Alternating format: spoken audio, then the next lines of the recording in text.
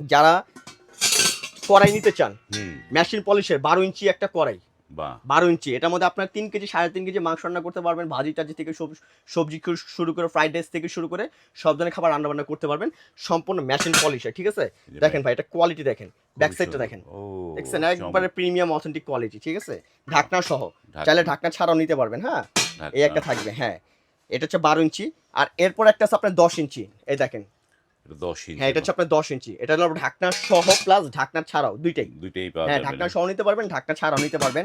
আর আজকে কিন্তু হুম, আমরা একটা গিফট দিব গিফট, কাস্টমারকে। হ্যাঁ, বাহ!